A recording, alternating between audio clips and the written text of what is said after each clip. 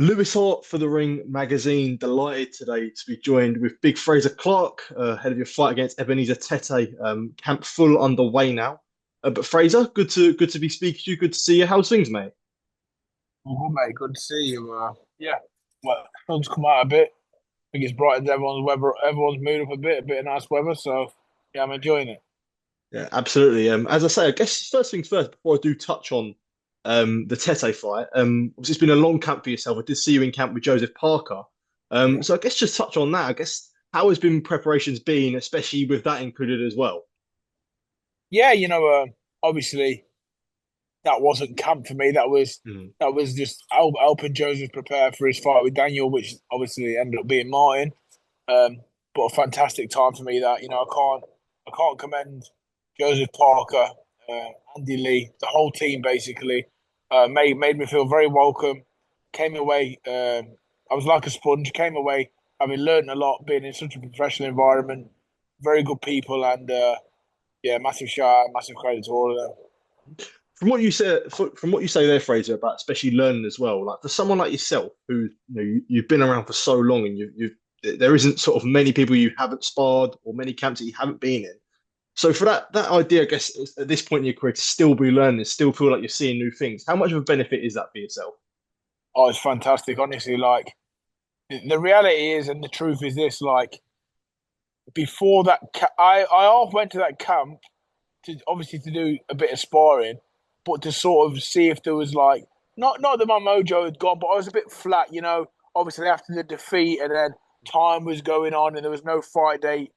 I needed something, and I thought if I go over and spar Joseph Parker, I've been doing a bit of training anyway, so but if I go over and spar Joseph Parker, it might just do something to me, and it absolutely did that. It really put the bit between my teeth, um, inspired me, like I said, I got to see a real insight. I basically lived in an apartment with Mm. them next door to them, and I was eating with them, sleeping with them. It was a really good in depth time for me, and I got to see a lot, pick a lot up, and yeah, like I said, really appreciate it. Yeah, I guess, and on that camp as well. Like I watched a lot of the fight week vlogs or the video sort of journals that they were Brilliant, putting out that were brilliant, brilliant. aren't they? Brilliant. And obviously fight camps are very serious, and training camps are very serious, especially for fights like that. But it seemed like it was a very good mood in the whole camp. Like it was a lot of like a lot of not joking, but seemed like a very happy mood. I guess to have that environment where everyone got on so well and the camp had such like a happy feeling to it. And what was it Listen, like being a part of that? I think I think when the work has to be done, the work is very serious. Mm. Very serious, very diligent, very to the point. The objective is to make sure the fighter is doing his best to prepare for the situation that's going to be ahead of him. Other than that, to be relaxed, to have a few friends around, to have good camaraderie between the team. It, it's all the ingredients for success, basically. There's no egos, there's no bad feeling or ill feeling. People support each other, whether that's everyone supported Joe or Joe supported others. Joe had a few words with me. He was very supportive of my career and where we're going and stuff like that. So you can only credit people like that. They're godsends. Honestly, like you can't really you can't really fault them. It's anything. They're just good people that love the sport and they work hard to ensure that they're fighters. Joseph and Paddy, because I think he performed fantastically as well. Yeah. Mhm. He was, and that was the first time I met Paddy properly, and he was such a good guy as well. He was really helpful for me in a couple of weeks. Um, yeah, it was a real help. There's some good fighters around. There was David Abanisi, and he was in the Mhm. camp as well. Guido Vianello. When you put good people in a good Yeah. environment, good food, good energy, a lot of success can come from that. For sure. Focusing on yourself, Fraser, deciding to come back to the ring. What is the feelings like and the preparation, I guess, when you're sort of this camp is different because you are coming off of a defeat, which that's probably something the first time that you haven't experienced as a professional. So what is the feeling like, I guess, in a camp where it is coming off of a defeat and the manner that it was like? I've been doing this game since I was 11 years old, man. I've lost before. I've lost in big moments. I've lost in European finals. I've lost in world semi-finals. You know, like these are huge. Not to everyone No, of course they are. who will listen to this, but to myself and to people that know boxing, world Yeah, semi-finals, European finals, they're fucking. They're almost as big as anything you're going to get. Well, there was to me anyway. yeah. So I've come back from adversity, mate, many a times, and I believe true champions do that. They come back from adversity with a bang and with new energy, and that's exactly what I've got. You know. So just picking this back up, dealing with a few phone issues. Yeah. But yeah, I guess like you obviously spoken about dealing with defeat before. And look, as I say, dealing with defeat on an international world level as an amateur is obviously very serious. But I guess now when it comes to like a professional defeat and all the eyes on you, and it's cliche to say, but do you feel like defeat reminds you of who's around you and sort of makes you evaluate your position, I guess, in a sense? Yes, mate. Yeah, I think 100%. It does that massively because listen, like I'm not gonna say, oh, people went quiet on me, but I'd say it was more the other way around. Like, if people did go quiet on me, I didn't notice. You know why? Because I got so much love from people. Do you know what I'm Mm, saying? Like, not so much. I'd say people in the game, some really good people, really good pros. Just a few names. Derek Chisora checked in a lot, an awful lot. Tony Bellew checked in a lot. Andy Joshua checked in. You know, loads of other good fighters checked in. Do you know what I mean? Obviously they're just three massive names who took time out of their day to just let me know that listen, this is not the end, and this bad things happen, and we come back from this. And Joseph Parker checked in. Um, so like they were really my peers were really good. It's like everyone local, Burton on Trent, Swaddling Coat. Obviously, you get the odd ballender who's got something stupid to say about it, and you have to walk away, even though me being me, I just wanted to smash a few of them in the mouth. Do you know what I mean? But you just keep your cool as much as you can. You have the odd bad end online as well. Of course, you do. It's part and parcel of the world we're in now.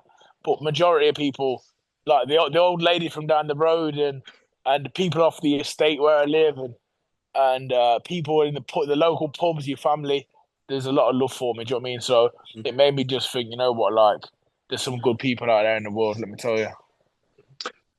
For this question, I don't mean it to come across as like disrespectful or whatnot. Go But on. when you do come off of a stoppage defeat and the way that it was, and Yeah. you probably won't ever experience that's a unique experience for you. Oh When it yeah. comes to being back sparring and especially Mm. like that return fight, is there ever any worries for yourself, or was there ever any worries when you went back sparring of being hit again or that having that apprehension?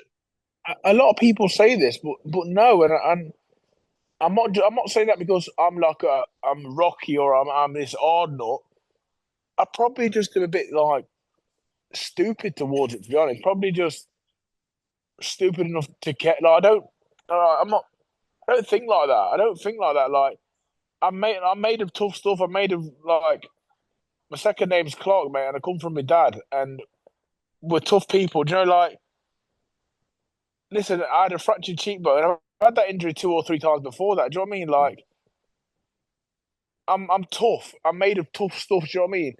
The blood that runs through me and the place that I'm from means that unless they put a bullet between my eyes, I'm gonna keep coming back, and that's just the person I am. Like, that's not me here saying, "Oh, I'm tough and this and that," but that's who I am as a person. Like, I've got scars all over my body, this and that, and they'll never keep me down. It's just not inside of me. That's the truth. And when you do have this comeback, we spoke about it there, sort of obviously you had a lot of support around you, but when it comes to a boxing sense, there'll probably be a lot of people doubting you now. So do you feel like there is Yeah. more of a chip on your shoulder? Um, I always want to prove people wrong. I think from my debut, from my amateurs, people have never thought I was good enough. People they call it overhyped. People call it what they want. Um, I'm just out here trying to do my best. I have to do that in a public sense. I have to be my own PA guy. I have to be a fighter. I'm just trying to be the best version of me. Do what's best for me. Do what's best for my career, my family. If you like it, thank you very much. If you don't like it, fuck you. Simple as that. That's my ethos on it all. Um, but a chip on my shoulder, yeah, I'd like to shut a few people up. Definitely, definitely. I'd like the non-believers to start believing. Who wouldn't? I'm only human. And the only way to do that, I said this in the previous interviews right today, it's not by talking about it, because that's all we seem to get from fighters now. Mm. Talking, interviews, fucking social media. Come the 20th, I've got to show it. And that's on me. And if I do, which I am going to, fantastic. If you don't, put your hands up. It's on you. Forget fucking talking, social media, this. We're all looking great on bags and pads, and we're fucking running up mountains with 50-kilo weights on our back and all that. It's a load of bollocks, mate. Do it on the fight night. That's what I need to do. Absolutely. Tetteh is obviously fresh in people's minds from the Dillian White fight. Naturally, do you see that as like a position, especially when you talk about the fans and the public saying, "Look, if I do a better job than Dillian White, that puts me back in the conversation." Yeah, I suppose it does. It's just human instinct, I suppose, isn't it? People are going to have comparisons. I seen him fight Sergei Kuzmin a few weeks ago as well in Russia. Um, Good fight. He is. I'm not taking this fight lightly. This isn't just a comeback and knockover, mate. This guy can, if you let him, mate, he can really upset the apple cart. You know what I'm saying? So I've got to be on it, switched on, clued up, and do my job. How I'm prepared to do it in the gym. Definitely. And I guess just looking in the future, and as I say, I know you're not looking past April 20th, but next week there's obviously two people that you do have a history with, David Adeleye and Jeamie TKV, Yeah, both fighting for the British title. yeah. Ideally, that's something that you'd have one eye on, considering the history of both fighters. I think it just. I just think if in the eyes of most boxing people, on talking about the division at the minute, if you look at them two, you look at me. Hopefully, Johnny Fisher comes through as well. You can sort of put us all in at about the same place, can't you? Do you know what I mean? If you're thinking about it, so I don't see why not. Do you know what I mean? I don't say Dave Allen even because I've already beat him. So I say if Johnny Fisher comes through, um, I think that'd make sense. I think forgetting Saudi a minute. We love fighting in Saudi. It's fantastic and whatnot. But if we're talking about good British nights, I think me against any of the names I just mentioned, uh, I think it can top a bill. In the climate the boxing's in, I think that's British heavyweights, domestic dust ups can top a bill definitely. Another guy I wanted to ask you about who does fight next week is Joe Joyce. From Yeah. all those conversations there, do you think that that's a fight you'd entertain, especially with the considering of the yourself both being on GB together and your history of the national finals, etc. I mean, I think I did it for a long while. I thought Joe was a little bit far ahead in terms of his where he's at in his career. But I think the way that boxing is going, people have got to start letting the taking the blinkers off as such. And I don't see any reason why not. I think that's as good a domestic fight as you're going to see. We've got history. He's a great fighter. I have a lot of respect for him. But in terms of competition, remember that's why I'm in this fight. I'm in this because I like competing. I've competed with Joe 4 times and never had my hand raised. Now, ask me, does that keep me up at night? No, it doesn't. But is it a little bit of a stone in my shoe? Absolutely, mate. I'm a fighter. I'm a competitor. I don't like the fact that he's got one win over me, let alone four. So I think it can be made. I don't see any reason why not. But first and foremost, let me concentrate on the 20th. Come through this looking well. See what progresses in the background with the rest of the guys, and then we'll have sensible conversations. I imagine. Yeah, a final few from myself. Someone that you've shared with quite a few cards now, and obviously shared being on GB with Ben Whittaker. He takes on Liam Cameron in the Yeah, rematch. Yeah, I guess what do you think of the rematch? And obviously Whittaker now linking up with Andy Lee as well. yeah. Well, I like Ben. Ben's like I didn't have a little brother. He's a bit like a little brother. We're not super close like that, but I've been all around the world with him.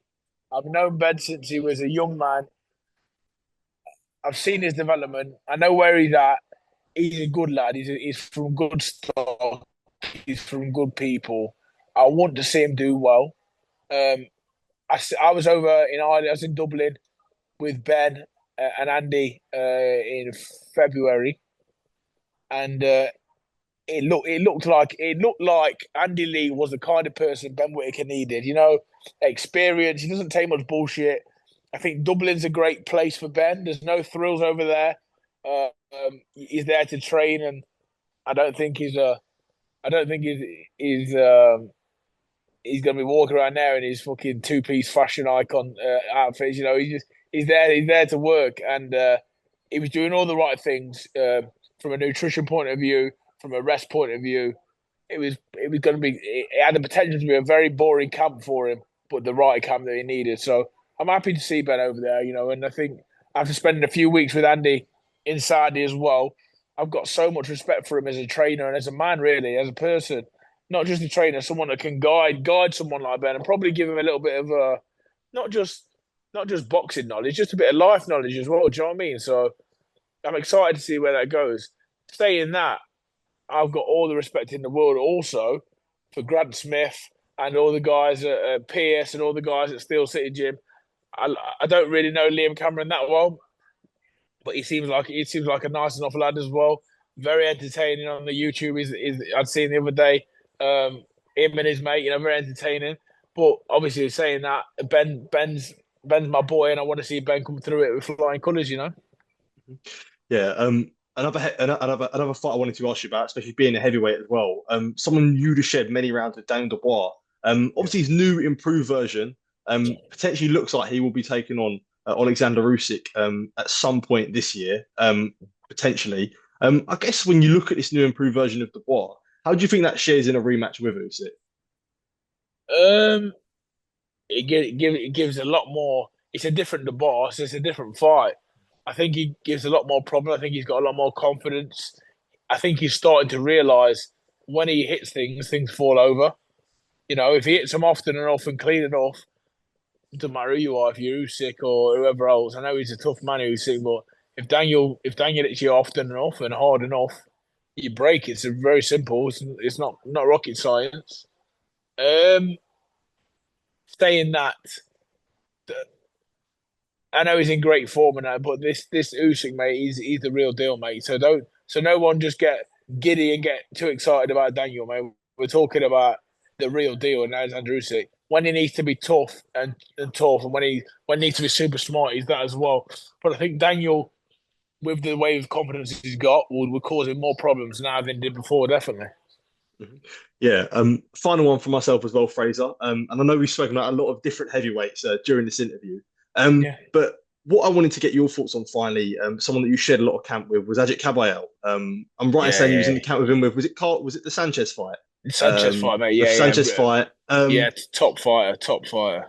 A lot of people consider him the boogeyman of the heavyweight division, but I guess Absolutely. now he's pushing towards world level. Do you really think that he could be the next one coming through to they claim to a world title? Oh, million percent. All Agit needs is opportunity because he does the right stuff. Listen, you might not see him all over the TV. He might not have the biggest endorsement deals, but let me tell you what he does do. He goes to the gym. He fucking works hard, mate. He spars hard. He keeps himself in good condition. He's waiting for the phone call from the Saudi guys. That's where he's doing a lot of his boxing now. If they say, right, Ajay, you've got 6 weeks, 8 weeks, you're going to fight. Put any name out there in the world. I mean, Joshua, Fury, Wilder, Usyk, whoever. You put any name in the world out there, I don't think he'd say no. I just don't think he would. I don't think that's his character. And I think he believes in himself and believes in his training. And he's a very humble, lovely person. So, no, I want to see him do well. I wish him all the best. I'd love to see. Obviously, I want. It's mad because I want them both to fight for world titles. But I think Agit Kabayel and Joseph Parker is a fantastic Mm, fight. But I think yeah. I want to. I think they're both earned the right now to box for world titles. So maybe if one of them boxes one world title, then the other one boxes might have two world champions against each other. But I think they can't. People can't keep fighting for the Yeah. interim. Like these two have put themselves in a position. You look at the form of Agit Kabayel, yeah? He's got to fight for a world title. He's had three Mm, fights. People thought he was going to lose. yeah. Yeah, Hmm. he's got to fight for a world title. Joseph Parker. He's been wrote off. He's beat everyone in front of him. They need to fight for world titles. But I think a lot of people would agree with you there, Fraser. As always, mate, really appreciate taking time to speak to me. Really, really means a lot. And yeah, all the best on April 20th against Ebeneezer Tetteh. Appreciate it, mate. Thank you. Appreciate it, man. Take care, mate. Cheers, Ta. mate. Thank you.